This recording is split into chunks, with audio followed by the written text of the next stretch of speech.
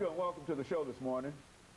The topic this morning is the election of President Obama, gangs, and ex-offenders. And we have with us to talk about the impact of the election of President Obama on gangs and ex-offenders is Reverend KWalker with Mr. RBritton as well as Mr. LGreenlee and Lonnie. You will. Yeah. And of course, we're glad to have all three of you here with us to talk about what we consider to be a very, very important topic. Let's start.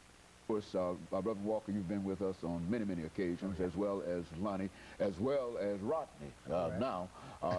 So let's start off by having each of you to give us a little sketch in terms of your background, education, that kind of thing, and then we'll get into the impact of President Obama's election upon gangs and ex-offenders. Okay. Well, I'm Pastor Kelvin L. Walker.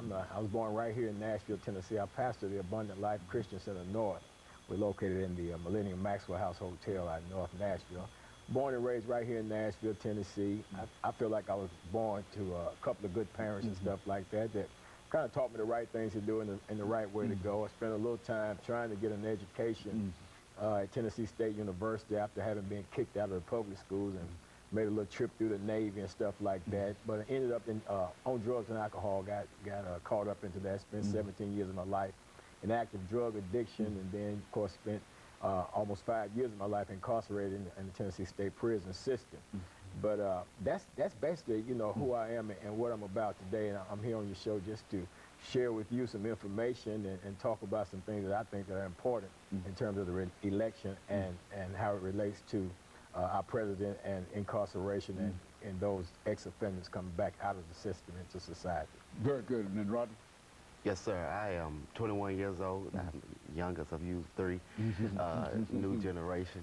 I was born and raised here in Nashville, raised up in a single-parent home. I graduated from Whites Creek High School, class of 2006. Come from a background of supporting family, supporting mother, and basically what my role is today, I've been preaching for about a year now, and also as the youth coordinator for Galaxy Star Peacemakers. So that's what my background is thus far. That's got you here. Yes, okay, sir. Very good, Mr. Greenlee. Hey, man. My name is LGreenlee, and I moved into projects in 1969. Yeah, so, you know, we're going back a long way, you know, dealing with these streets. And, you know, I like what Kevin said, you know, man, listen, we had all of these things going up, and then we get caught up. But, you know, when you get caught up in the mess, what else a message behind it? Okay, and that's where we are as today. And it's a good topic. You're talking about what President Obama have to do with people that's been arrested like me over 60 times. You know, and now I haven't been arrested in the last 15 years. You know, ain't that great? You know, so I was raised up in Nashville too also. And we basically, we come through the same roads, you know, unless we went to Harvard or Vanderbilt or, you know, and so happy he went to the Army, and I stay on the streets, but I got 16 years on that streets, you know, in the madness. So that's it. Very good. And of course, one of the most important things, since this is about the election of President Obama, I think that it can be universally recognized that election has had an impact upon a lot of folks, and we're more concerned today as we approach this first commercial break with the impact that it has had on gangs and ex-offenders. And since you deal quite a bit with individuals who have been incarcerated, and we've talked to you on a number of occasions in reference to that, what seems to be the word in reference to that election as far as you can gather from your conversation? Well, I think people are trying to kind of holding out some hope that some things will happen since President Obama has been elected into the presidency of the United States of America. I believe because he is community-minded, and he's really for building up a strong infrastructure within here, within the country. And I think that, you know, they got this Second Chance Act. It actually started in 2005, but it actually signed into law last year by ex-President Bush, former President Bush. And now this year they're trying to appropriate some funding through that Second Chance Act to be able to fund situations whereas people are working with ex-offenders, people coming back out of the prison system back into society.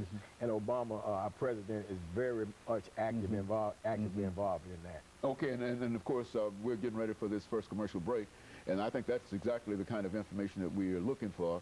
And when we come back after this first commercial break, we'll pick up with you, Mr. Britton, and have you to talk about your impressions in terms of his election. And after that, you'll continue on, and we'll continue that second segment. And we'll be back with our audience following this first commercial break.